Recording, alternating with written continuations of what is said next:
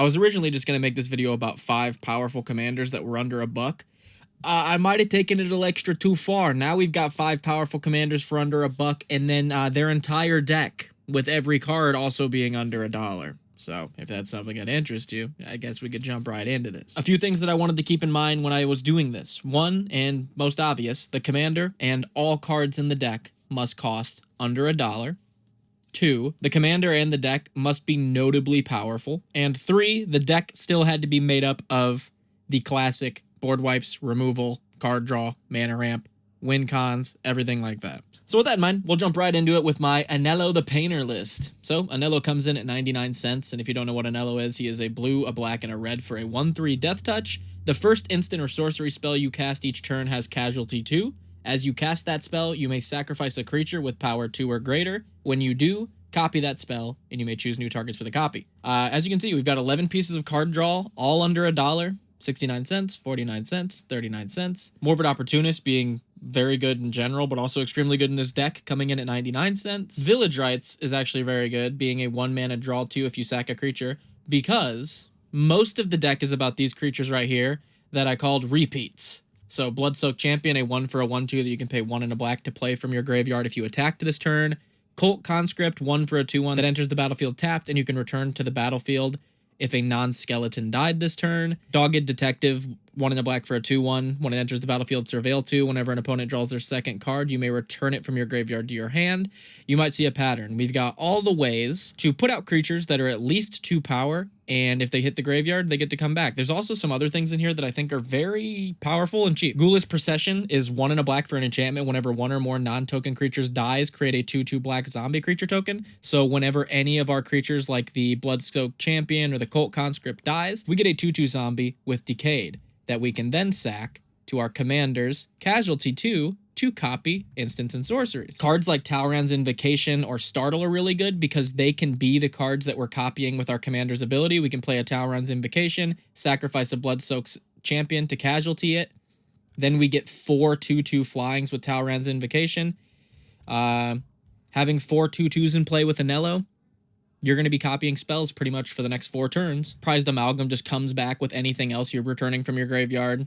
Another great way to keep cycling those casualty triggers. And again, all of them coming in under $1. We've got the classic removal and ramp. There's nothing really significant to talk about in those 2 categories. Moving on to that, we get into the main meat and potatoes of the deck here. We got the Spellslinger kit. Again, everything under $1, and there's some really powerful stuff in here. Baral and Kali Zev makes the first instant or sorcery spell we cast. Cheat another spell from our hand with equal or lesser mana value, which is really good, or we just create a 2/1, Ragadan, which isn't great, but the first part's fantastic. Double Vision's great for 69 cents. Also, funny number. I mean, it doubles your instants and sorceries on an enchantment. That's really good. Dual Caster Maze is only sitting at 59. And again, it's just a 59-cent flash that lets you copy an instant or sorcery. Really good in a Spellslinger deck. Errant is only 49 cents, which is insane. You can pay 1 and a blue to tap her to copy target spell you control that wasn't cast. So all of those copies we're getting from our commander's casualty, we can start copying those copies. Super good. We've got the Goblin Electromancer, Mocking Sprite to make our instants and sorceries cost less. Our instants and sorcery payoffs like Stormkilled Arnis, Talrand, Saruman, Pink Horror, again, all under $1, which is crazy to me. Maestro's Ascendancy, which is fantastic. The brand new Judith is only coming in at 49 cents. It turns all our instants and sorceries either into Death Touch lifelinking instants and sorceries, which, very good. Or we can just create 2/2 imps whenever we play an instant and sorcery. Again, just like another Talrand, we will take that. In terms of game enders and how we're trying to win the game with this deck, we've got the classics like Gutter Snipe, Fiery Inscription, which are going to be pinging and dealing damage to our opponents for our instants and sorceries being cast. Very nice. Easy way to bring home games. But we've also got some really big spells that we can casualty. So we've got Army of the Damned coming in at 99 cents to make 13 2/2 black zombies. If we can casualty that, we're making 26 zombies. Pretty good. Cruel Ultimatum. Target opponent sacrifices a creature, discards 3 cards, then loses 5 life. If we can casualty that, doing that twice to someone, that can really cripple somebody. Rise from the Tides is extremely good in here, being a 6-drop that creates a 2/2 tap zombie for each instant and sorcery in our graveyard. If we can casualty that, we're going to flood the board with 2/2 zombies, which not only can win the game, same thing goes for Army of the Damned, not only can win us the game, but also floods the board with 2/2s that we can casualty with, which is really good for our commander. You will notice when we're going through these deck lists that our decks only have 64 cards in them. I did not include lands. That's because, you know, there's some budget lands you can get. Lands are to taste. You could just throw a bunch of basics in here. But I want people to know that the budget of the actual non-land cards in these decks are going to be under $50. If you want to buy everything on this list, it's $40.70, which is incredibly cheap for 64 cards, being as strong as they are too. Okay, so knowing that, we can move on to the next deck, which is Azuri Claw of Progress, which comes in at 99 cents. That's going to be a reoccurring theme with commanders. He is 2, a green and a blue for a 3/3. Whenever a creature with power 2 or less enters the battlefield under your control, you get an experience counter. At the beginning of combat on your turn, put X 1/1 counters on another target creature, where X is the number of experience counters you have. This guy's great. 1, he turns low-cost, efficient creatures into late-game and mid-game threats, which is always a really powerful mechanic. 2, you get experience counters, which you can't lose, which is extremely, extremely good. And 3 is in Simic. Simic's just really strong. It has a lot of potent stuff for cheap. You gotta love it. Moving into the actual subcategories here, we've got the +1/+1s category, and this is obviously going to be all of our stuff that promotes us getting more 1/1 counters on the board. We've got Champion of Lambolt, which I don't know exactly belongs in here, but she does get a lot of 1/1 counters on her, but she's also in the Game Enders pile, so that's okay. For 79 cents, she gets a 1/1 counter whenever a creature enters, and then stuff with less power than her can't block. So, yeah, we can end games with that. And it gives a lot of 1/1 counters to herself, so she's great. And she's a 1/1, so she triggers Azuri. Contagion Clasp, Contentious Plans, Thrumming Bird, Thirsting Roots, Tainted Observer, Steady Progress, Serum Snare, and Unnatural Restoration are all cards that are somewhat utility. Most of the time, we're using them, obviously, for the Proliferate, because they're going to be putting more 1/1 counters on everything on our side of the board that has 1/1 counters. It'll also be putting another experience counter on us, which is a 2-for-1 in this deck. Very, very good. Anything with Proliferate's great. And these are all really good options that are cheap. Very cheap spells, very cheap price-wise. They all promote tons of Proliferate happening. You've got to love it. Fathom Mage is great. Makes everything you control enter... makes you draw a card whenever you put a 1/1 counter on anything. So tons of card draw. I guess it shouldn't be in here. It should be in card draw, but that's okay. Master Biomancer makes everything enter with a number of 1/1 counters equal to Master Biomancer's power. So if you can start throwing all your Azuri stuff on Master Biomancer, it'll get huge, make all your other creatures huge. Really easy way to win a game. Varel's just great. He's a 3-drop that just, you can tap a Simic and tap him to double the amount of each kind of counter on target artifact, creature, or land. So again, if you've got like our Master Biomancer in play with some 1/1 counters on it, start doubling the counters, make everything huge. Again, you're just doing big Simic scary stuff. Oh, Azuri is another one that proliferates, and it's 99 cents. Proliferates twice if you pay 3. Whenever you proliferate, draw a card. Very, very good. Should move him down to card draw as well. In terms of card draw, there's nothing too crazy and deck specific that I need to bring up. There's a couple things. There's Inspiring Call, which lets us draw a card for each 1/1 counter, or for each creature we control with a 1/1 counter on it. Again, for 79 cents and 3 mana, that's a ton of card draw. Lonus kind of goes into our sub-theme of spamming the board with non-token creatures that are cheap, and she investigates when we do that. We can sack clues to target, or to make target opponent reveal, steal stuff off top. She plays into the strategy really well. Primal Empathy either gives 1/1 counters or draws us cards. It draws us cards if we have the biggest creature. If we don't, it starts giving 1/1 counters. It kind of does everything our deck wants to do. So there is a bit of a token sub-theme in this deck, because Azuri does not say non-token. So spamming the board with a bunch of 2 or less power tokens makes you get a ton of experience counters. Ant Queen, you can just dump mana into making tokens. Arasta gives us 1/2s whenever they cast instant or sorceries. Our opponents, super good. Chasm Skulker just sits there and gets huge with 1/1 counters, which we love in this deck. And then when it dies, gives us 1/1 squids. Chasm Skulker might be one of the best cards in this list. It's doing exactly what we need to do. Essex being under $1 blows my mind, but sure, it's very, very good. Hornet Queen, Hooded Hydra, Herd Baloth, Feed the Pack, just a bunch of cheap ways to just kind of flood the board with 2 power or less tokens to just get a ton of triggers off Azuri. And again, under $1. We have a little package here, not the first time I've said that, of stuff I say called Just a Little Guy. They're like early game creatures we can play to start throwing counters on with Azuri. That can be like alternate ways to win the game. Chasm Skulker's a great one. Forgotten Ancient's just really, really good because it starts making everything huge, which is always great. Invisible Stalker's another great one to target with Azuri and just make huge. It's unblockable. It has hexproof. It's very good. Simic Manipulator, if you make it big enough, can start stealing stuff. And Turvagon's kind of like a Hooded Hydra, except it makes 1/1s when it deals damage. Super good, again. And if you start throwing 1/1 counters on any of these with Azuri, it gets scary quick. And then finally, we've got the game enders here. Champion of Lambbolt we talked about. Cultivator of Blades is essentially the same thing as Champion of Lambbolt, except it has Fabricate too. So Iridescent Hornbeetle in this deck is amazing. You make 1/1s at the beginning of your end step for each 1/1 counter you've put on a creature this turn. So if you have 4 loyalty, or if you have 4 experience counters with Azuri, and then you put 4 1/1 counters on your stuff, and then Iridescent Hornbeetle triggers, and you put 4 1/1 counters on your stuff, you make 4 1/1 green insect creatures, and then that'll trigger Azuri 4 more times to give you 4 more experience counters. It's very good. It'll end a game, flood the board. Return to the Wild Speaker, on top of just being fantastic card draw, it also is a game ender. It gives all your non-creatures +3/+3, and with the amount of tokens we have, we can definitely end a game with that. Simic Ascendancy is great. At the beginning of your upkeep, if it has 20 more growth counters on it, you win the game. And whenever you put a 1/1 counter on a creature, you put that many. Whenever you put 1 or more 1/1 counters on a creature, you put that many growth counters on Simic Ascendancy. Very easy to get to 20. It is not hard at all in this deck to put 20 1/1 counters on stuff. Azuri can be in play 2-3 turns, and he might be able to do that. And finally, Wild Beastmaster gives us a board-wide buff equal to her power when she attacks, which in this deck, is insane. Very, very good. Again, if you want to buy every single card in this list, and again, links are down below to every one of these deck lists if you want to check them out. If you want to buy this entire deck list here, it is $41.36. Yeah, that's it. Commander, every single card you're seeing right here, you can buy them all, $41.36. It's got everything you need. Great way to get into a new strategy. If you've been thinking about playing any of these strategies, you drop $40, you get a whole new deck. Next, we've got Sadar Jabari of Zalfir. This guy has seen a lot of talk in my Discord. A lot of people talk about loving this commander. I keep hearing people talk about how much fun it is to play, how it's like their pet commander. It's just powerful and potent for not that much money. And now I see why that I've put together the list. A ton of its staples are under $1.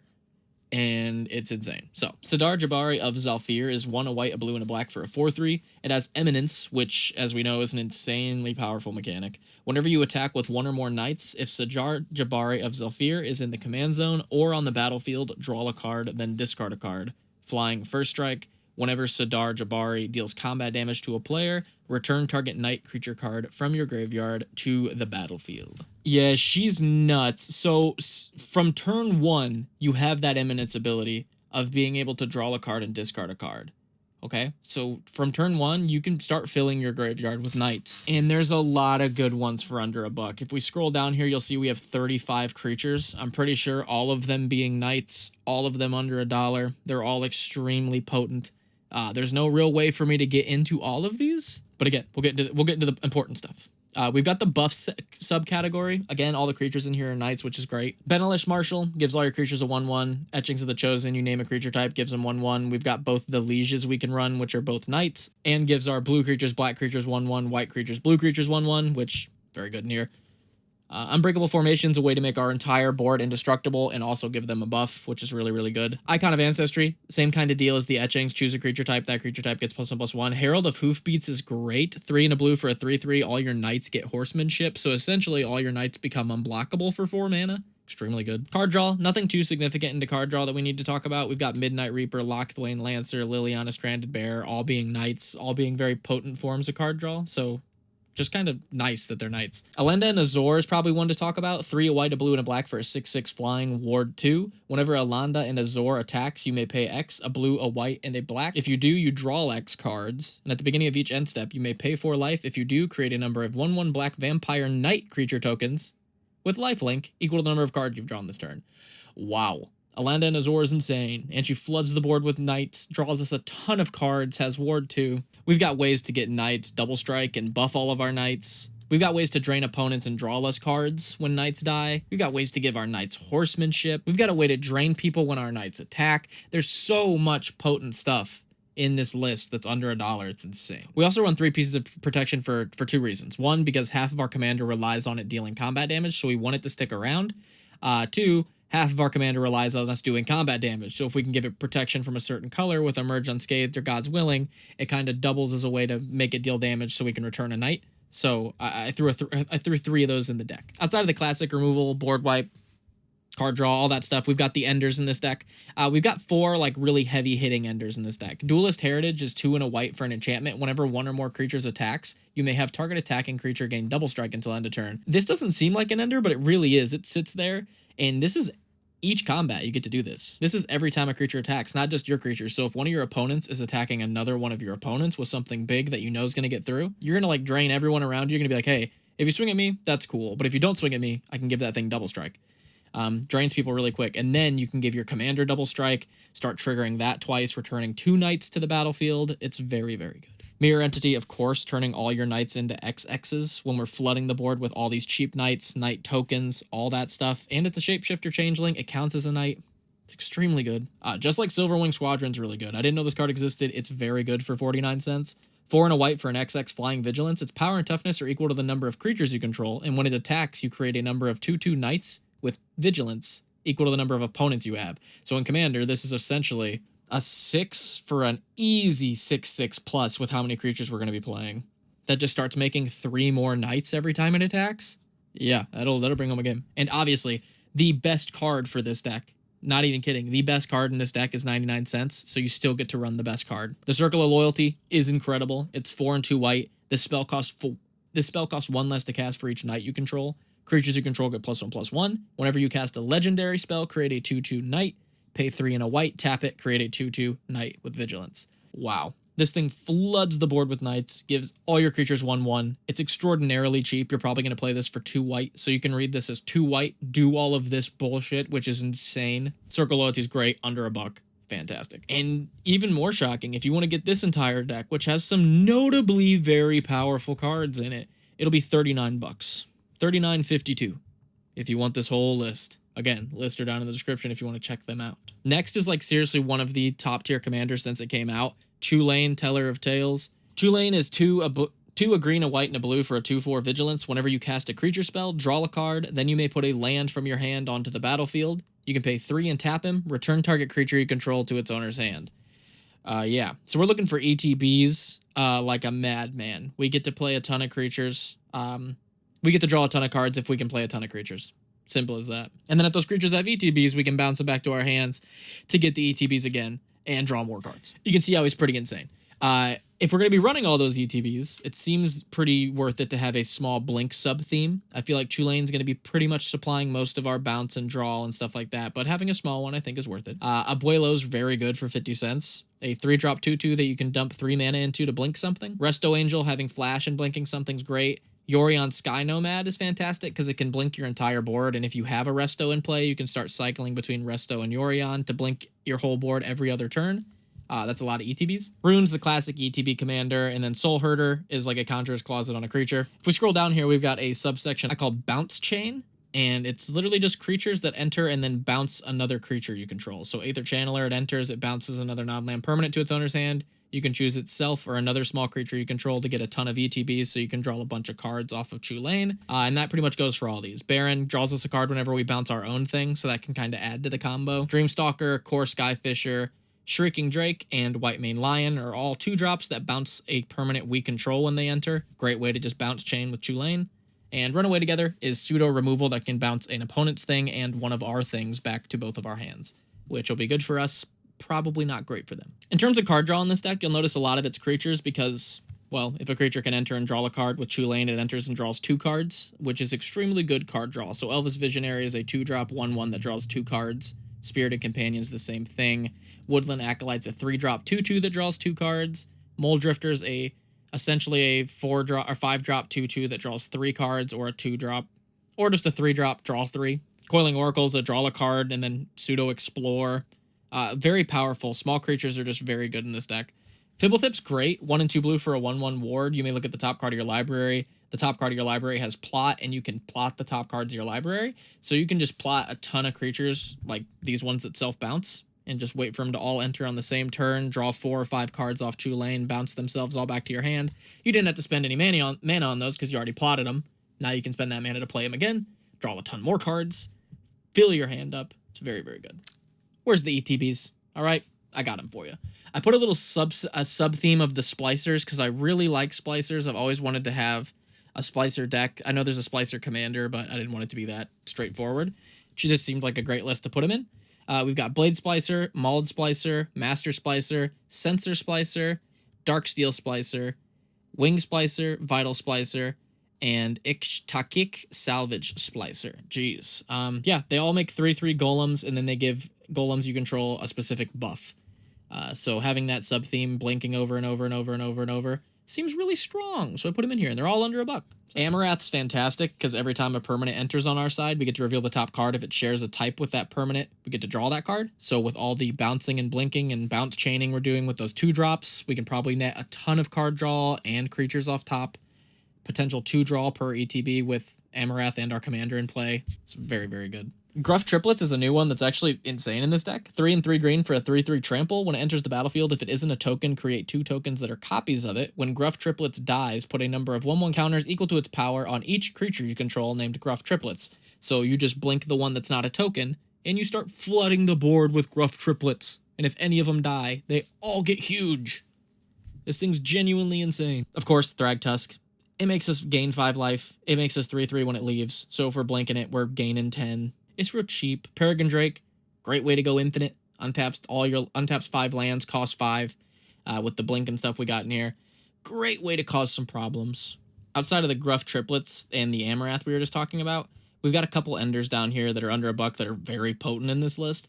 Merchant of Truth is great being a 4-drop 2/5 with flying, and whenever a non-token creature we control dies, we investigate. And with all these tiny creatures we have in play, we can probably investigate quite a bit. And then clue tokens we control have Exalted.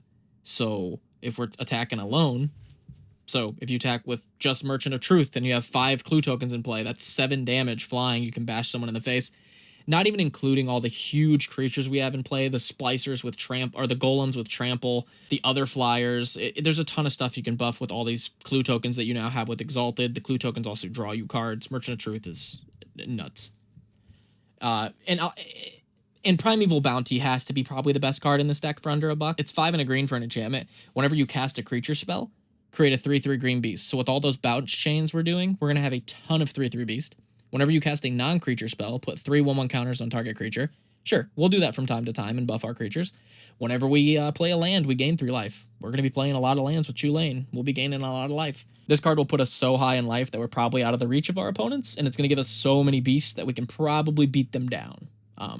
So I like it. And that pretty much sums up Chulane outside of the wipes, removal, ramp, all that stuff. There's not really anything that's significantly deck specific. But again, if you want to buy all of these cards you see, and again, links are in the description, on this deck list, it'll run you $40.56. And it's extremely potent. You will have a huge field and a huge hand all the time. And finally, to finish off this video, we've got Xyrus the Writhing Storm, which is honestly probably the most powerful, potent deck on this list. I think this is honestly probably a 7 or an 8, and it's, again, every card's under $1. Getting into it, if you don't know what Xyrus does, Xyrus the Writhing Storm is 2, a green, a blue, and a red for a 3/5 flying. Whenever an opponent draws a card except their first one they draw each of their turns, each of their draw steps, create a 1/1 green snake creature token. So someone Mind Springs for 5, we create 5 green snakes. Whenever Xyrus the Writhing Storm deals combat damage to a player, you and that player each draw that many cards. And there's a lot of good cards for him for under $1. In terms of card draw, there's not a ton that's super deck specific, but there is a few cards I want to talk about. Humble Defector, Visions of Skynes, and Words of Wisdom are all kind of similar. They allow us to draw cards, and then our opponents to draw either the same amount or slightly less cards. In terms of Words of Wisdom, they draw 1 card, we draw 2. In terms of Visions of Skynes and Humble Defector, us and an opponent both draw 2. Which is great for us. We get to draw 2 cards, which is always good. We get 2 snakes, which is always good. And hopefully we make an ally at the table, which is great. And obviously we're going to want draw benefits, because if we're hitting with our commander, we're going to be drawing a lot of cards. And if we're running a lot of cards like the ones you just saw, we're also going to be drawing a lot of cards. So, the classic from the Azuri deck, we've got Chasm Skulker making a return, because we're going to be drawing a ton, and this thing's going to get huge. Horizon Chimera is actually pretty decent. We get to gain a life whenever we draw a card. This might just put us outside of the reach of like aggro or combat decks. And it's 3/2 flying with flash, flying, trample. It's pretty nuts. Niv Mizzet and Psychosis Crawler are both under $1, and Niv pings, and Niv deals damage to anything when we draw a card. Psychosis Crawler drains people when they draw cards. Both extremely, extremely powerful in this deck. Jalrail gives us 2/2 green cats whenever we draw our second card, which is going to happen all the time. Zerzoth is honestly really, really good, because whenever opponents are drawing cards during other people's turns, we get to create 1/1 devils, which is great. It just adds to the theme of, like, be careful when anyone's drawing cards, because we're going to get tons of value out of it. And we are going to talk about the token section, but every one of these cards is also in the game enders section, so we'll just move right up to that. Get a leg up is nuts. If this isn't in enough decks in a couple months, this is going to be on the daily card highlights because it's insane. It's 1 green until end of turn. Target creature gets 1/1 for each creature you control and gains reach. So if you swing all out with a board full of 20 snakes and they block all of them but one, you can give that last one +20/+20. It's really, really good. It's insane in token decks. Speaking of which, Impact Tremors and Witty Roastmaster are both going to ping everybody for 1 whenever a token enters, which is great. Warstorm Surge is going to deal damage to something equal to the thing's power whenever anything enters, which if we flood the board with tokens, that's a ton of damage. Opposition will allow our tokens to tap some of our opponent's creatures, so we can like open up boards so we can start smacking face. Super, super good in here. With all of our snakes being 1/1s, Tetsuko is going to make them all unblockable. Another great way to win the game. But what I really like is Shared Animosity. 2 and a red for an enchantment. Whenever a creature you control attacks, it gets +1/+0 until end of turn for each other attacking creature that shares a type with it. So if we have a board of 10 snakes, we have 10/10/1 snakes now if they all attack. Super potent. Great way to win the game.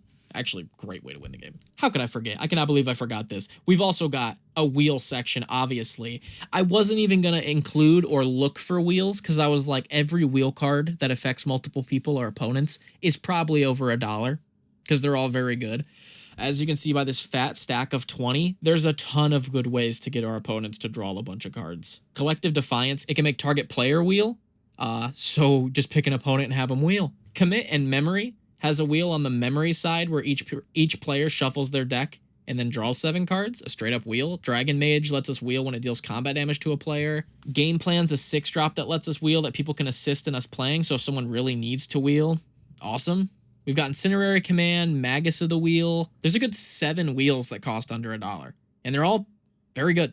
Outside of that, there is even more ways to make our opponents draw tons of cards for under $1. Fascination is X and 2 blue. Each player draws X cards. Oh man, this has to be one of the best cards in this deck. You even play this for 3. Each player draws 3 cards. You just made 9 snakes. Fecundity turns every creature death into a card draw. Forced Fruition turns every spell cast into 7 card draw. Lore Broker just taps to let everybody loot, which in this deck is really good. Skyscribing is another X and 2 blue that lets each player draw X, which is insane in this deck. It is so powerful. Zenith Chronicler, this little guy for 69 cents is great. Whenever anybody plays their first multicolor spell, they get to draw a card. So pretty much commanders, when they come out, we get a snake. And then every time after that they play a multicolor, we get a snake. And then down here with the Xyrus Smack Kit, where we've got 4 ways to make Xyrus unblockable, and he'll deal combat damage, he'll let us and whoever we dealt damage to draw that many cards, we're going to get even more snakes. And then if you scroll back up to these game enders, yeah, all those snakes entering and all those cards we're drawing, that's going to end the game quick. And like all the other decks, this has a ton of potent stuff. It is a full deck that you can run. It has all the mana ramp, removal card draw, board wipes, game plan, game enders that you need. And if you want to buy this entire deck list, it is $43.28. Not including lands. If you want to buy any of the deck list you saw today, they're all under $45. And there's extremely potent, powerful cards in these deck lists. So if you think you can't make a powerful deck, or you think your deck can't be a certain power level because of the budget, or this or that, I highly recommend you go to the Scryfall, you organize it from $1 and under, and you'll be shocked with some of the cards that pop up that are under $1, as you can see by these lists. So, I hope this inspired some deck creation out of you guys. I also hope you guys can comment down below some improvements to some of these decks, because Xyrus is a deck, I hate to admit it, I'm probably going to make, because this looks so much goddamn fun. I normally don't make commanders that are super highly ran, and Xyrus is super highly ran, like everyone loves this dude, and I totally see why. He's very, very cool. I might put one together. All the links to all these deck lists are down below as well. If you guys want to check them out and get a deeper look into them, dive into them a little bit more. If you guys could please subscribe, like, and leave a comment. It really helps out the channel a lot. We are trying to reach 10K by the end of the year. It's a big goal, but I think that a big community like you guys, I think we really can sit and break the chair of this goal, you know, if we're doing metaphorical bigness. Anyway, guys, appreciate you guys watching, and go play some Magic.